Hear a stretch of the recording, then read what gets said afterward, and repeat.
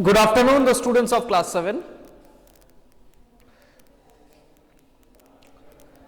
So students, today in our social science history class we are going to discuss another subunit, okay, from your chapter 6, and the name of the chapter you know already, that is the towns, traders and craft persons.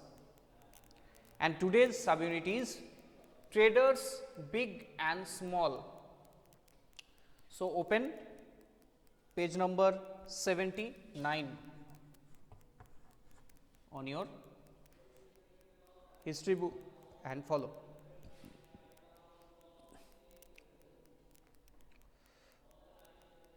So, in previous classes you have read that how many types of towns present at that time.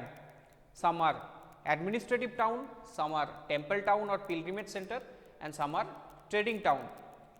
So, today I am going to discuss about the trading town, but before that you have to know who are the traders, who were the traders at the time who traded the goods. Okay. So, there were many kind of traders present. Number 1, Banjaras.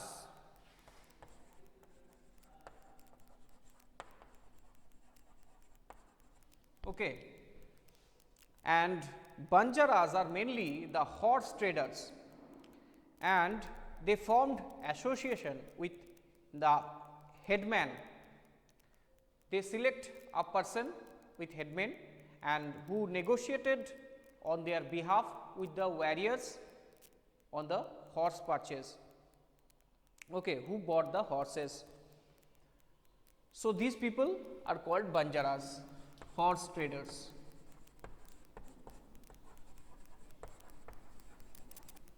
Banjaras or horse traders. Except this, there are some other traders also. So, in class 6 you have read about the inland trade through Silk Route. Okay. So, Silk Route, what happened at the time? The people, they traveled with caravans in different countries. They had to pass with different dynasties between the different empires, and they had to pay some kind of tax to the emperor or king for their protection, because most of the time the robbers, they plundered their goods, they snatched their money, they killed their people and looted their animals also. So, most of the time they give taxes. So, at the time also the similar way in the 14th, 15th and 16th century, they had to pass through many kingdoms and forests, usually traveled in caravans, and they also formed guilds or business association to protect their interest, and they looked after the interest of the traders and also make good relations with the kings and maintain the good relation with king and emperor. At the time in South India, such great traders organization or association present, traders guilds such as Manigraman and Nanadesi.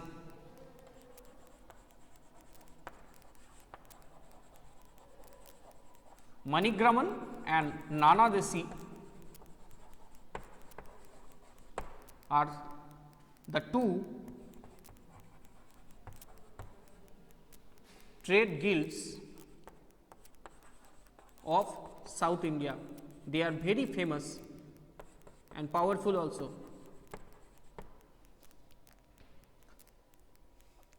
Okay, there is a question. Negotiate means bargaining. Okay, they actually bargaining with the negotiate with the, all that in a horse trade. There is some deal occurred.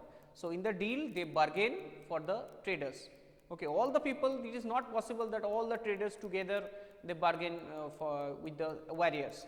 So, they select one person, okay, and they talked for them. So, these are the business guilds. These are Manigraman and Nanadesi present in South India. Those manage those trade because in inland trade they had to travel with caravans, travel in caravans through many countries. You have already read in class 6. Okay. So, they traded with China and Southeast Asia from peninsula. Peninsula means South Indian region. Okay.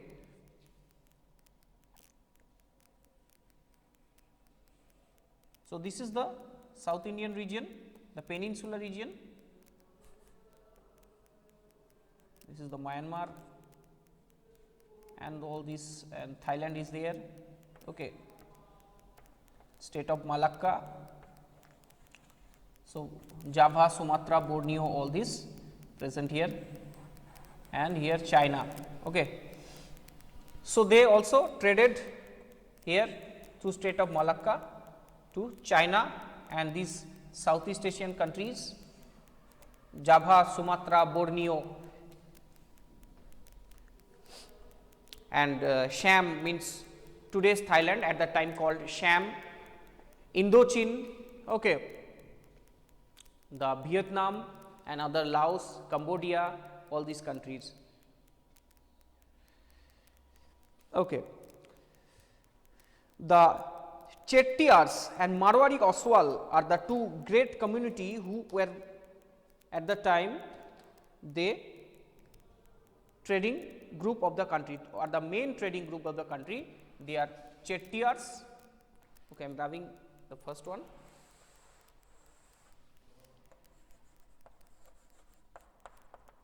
Chettiars or Shetty, that is called today Shettis, and or Chetti also present, and the Marwari Oswal.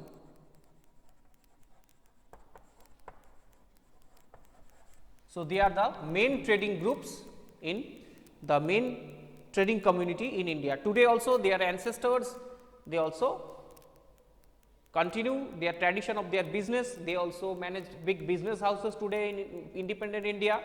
Okay. The Chettiars and Marwari Oswal. So, these are two community.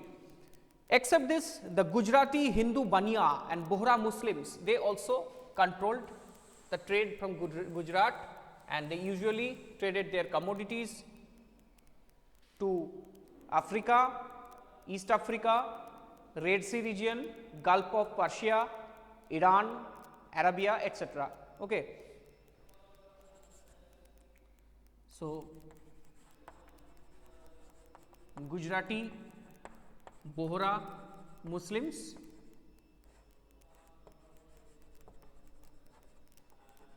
and Hindu Baniyas.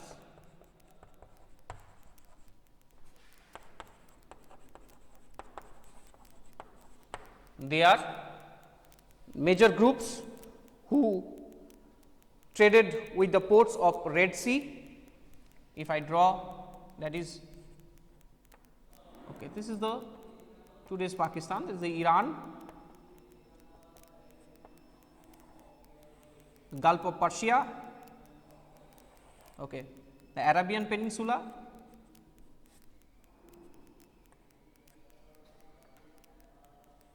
Red Sea, Africa. Okay. Not enough space to draw the rest of the part of Africa, you can understand from that. This is the Portugal and Spain, this is the Italy, this is the Greece, okay, Syria, Aleppo, all these countries, all these things are, all these cities are present here, countries. Okay. So, they traded through the ports of the Aden, other ports, okay, through the ports of Red Sea towards Europe, okay, and East Africa. East Africa, these regions. Okay. So, these are the trade routes. So, you can understand how vast the trade routes are. Okay. So, all the students are requested to mute their microphone.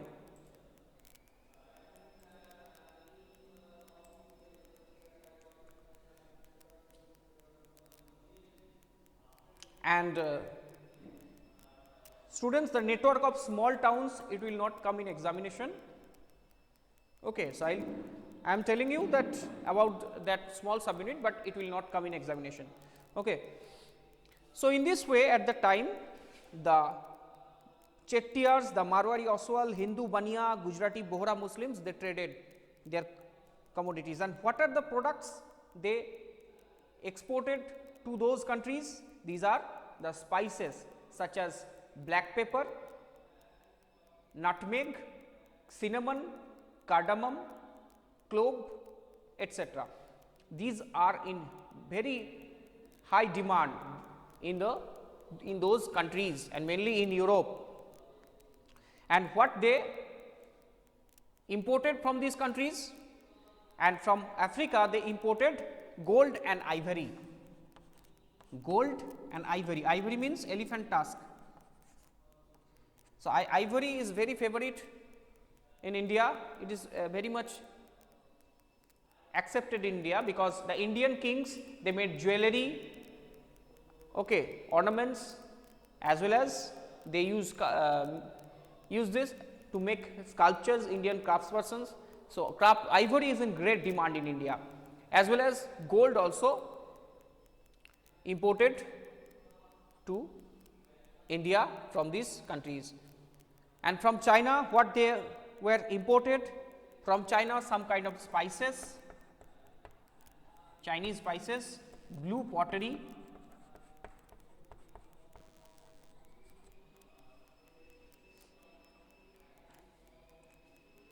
the silver,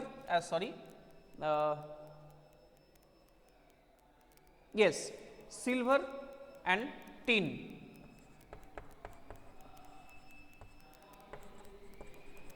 So, tin, silver, spices and blue potteries were collected from Southeast Asia and China. So, these are the major commodities that imported from East Africa, and also from Southeast Asia and China.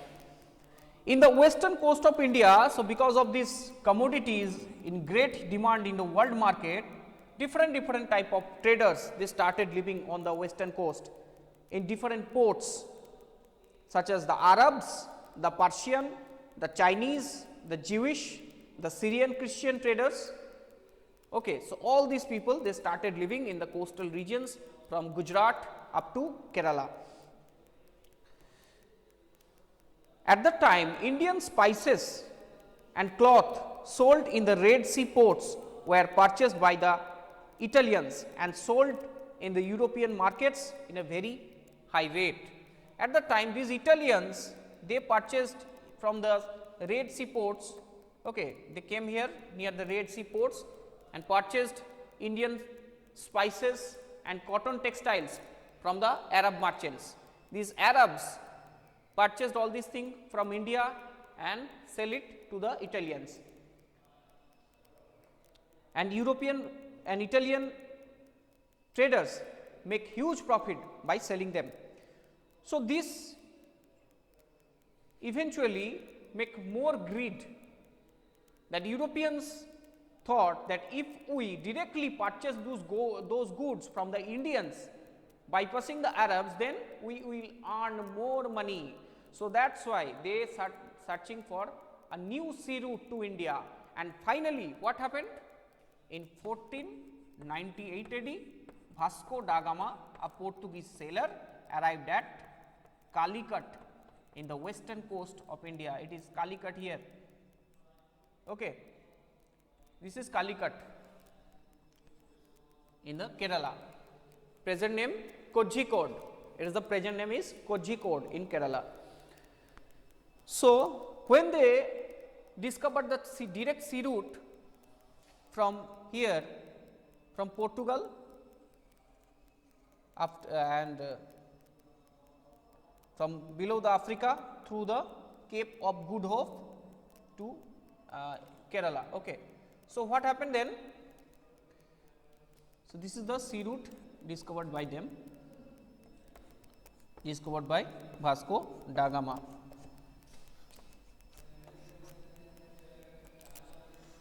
So, through this sea route they directly reached India bypassing the Arabs. Okay.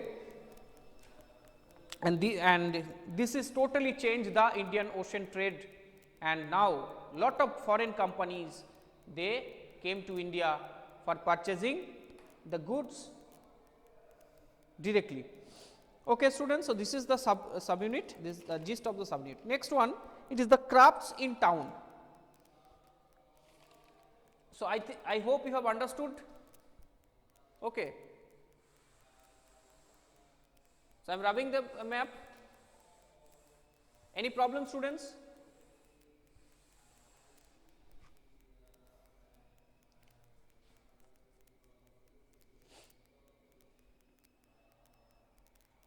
Okay. So I am rubbing the entire map.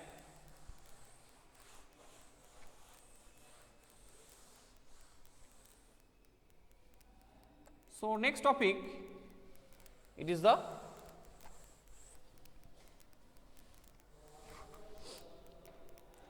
crafts in towns.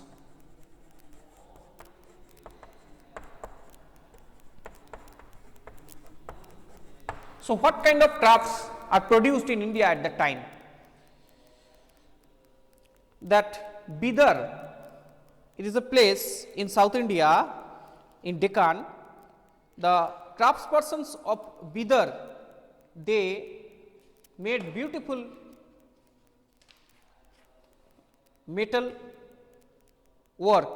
So there is a picture given in your book in 17th century how candle stand made with brass with black overlay in Bidar, and this particular type of crafts known as Bidri. So the craftspersons of Bidar, they made famous, this is a particular type of copper work, this is a particular of brass work, metallurgy. So this is known as Bidri. Okay. Except the Bidri, the goldsmith, blacksmith, bronzesmith, masons and the carpenters of Panchala or Vishwakarma community.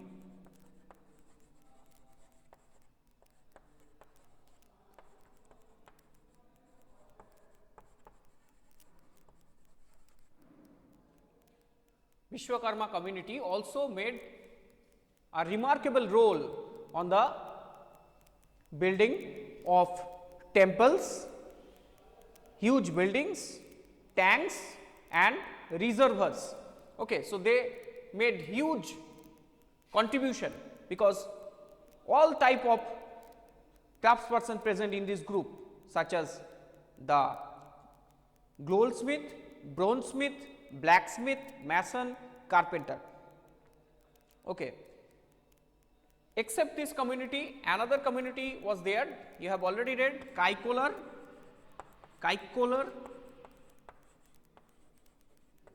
and or Saliyar.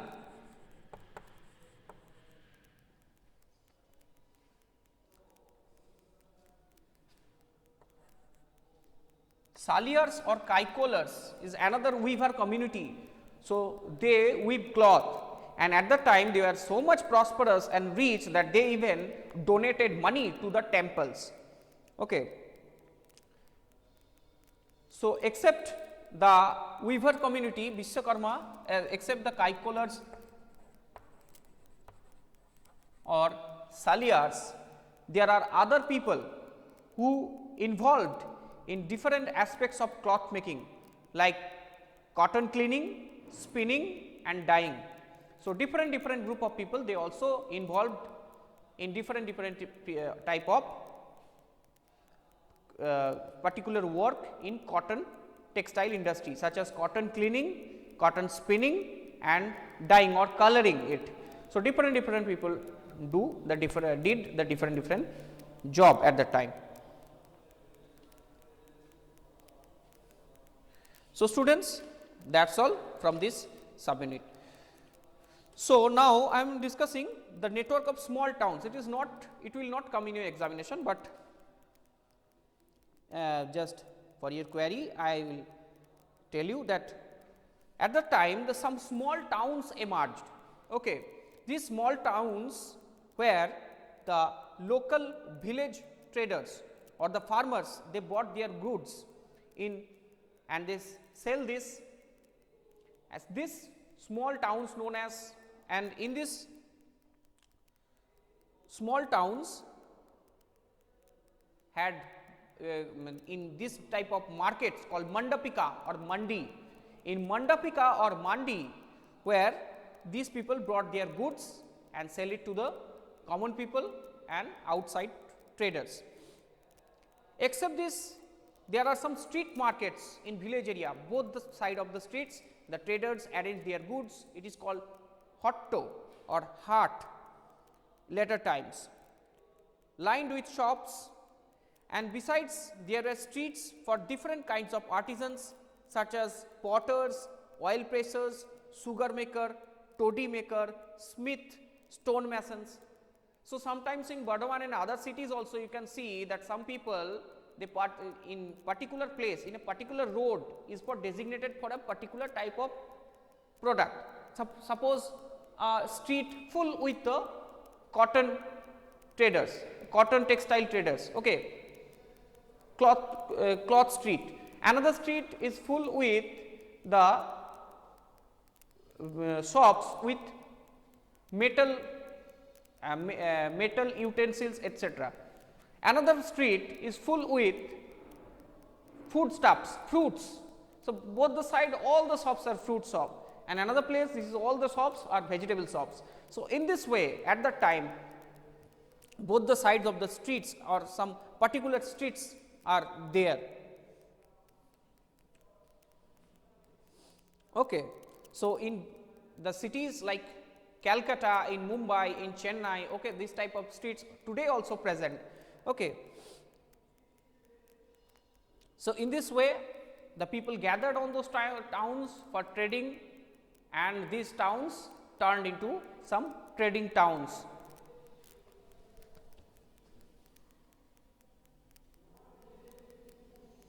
And what are the commodities or goods they sell? They sell horses, salt, camphor, that is called korpur in Bengali, saffron, betel nut, and spices like pepper. And later the zamindar built fortified palace in or near these towns. They levied taxes from the traders, artisans and articles of the trade, and sometimes donated the right to collect these taxes to local temples. So, in this way the trading towns emerged in different parts of the India. Okay. So, the last part of the big and small, okay, I think the last part of the traders big and small, it is that the towns of the west coast where the Arabs, I have drawn already the map, the towns of the west coast where the Arab, Persian, Chinese, Jewish, Syrian, Christian traders they lived. Okay. And Indian spices and cloth sold in the Red Sea ports, purchased by the Italian traders, and through the Italian traders it reached in the European market. It had a high demand in European market. These Indian spices such as pepper, cinnamon, nutmeg, dried ginger, okay, and they become part of the, they used to, so day by day they used to buy these spices, because previously they were not used with those spices, okay. They cooked with the salt and they make barbecue. So, you know that they civilized much later than India and other ancient civilizations, they are very new civilization, okay. So, that is why the except Greece and Roman civilization, the northern people they do not use the much spices, okay. They use just baked the meat and with the salt they eat all this. But when the Indian spices reached towards them, they are very much totally mesmerized and they are fond with the Indian spices. So, that is why they had a great demand, and Indian cloths also, the cotton textile, cotton is a very high demand, because at that time they only wear the wool and woolen cloths, because wool is very much available in Europe. So, they attracted towards them. So, European traders make huge profit selling those items from India. So, now they searching a new trade route, because previously the Arabs, they purchase these goods from India and sell them, but now they find started finding another route to bypassing Arabs, because they thought if we purchase directly from the Indians, we can make more profit, because we have to give a huge amount of money to the Arabs to for purchasing those goods. Okay. So, this is the meaning. And students, the syllabus will be uploaded to your official website of the school, so you can check it later. So, thank you for joining this class.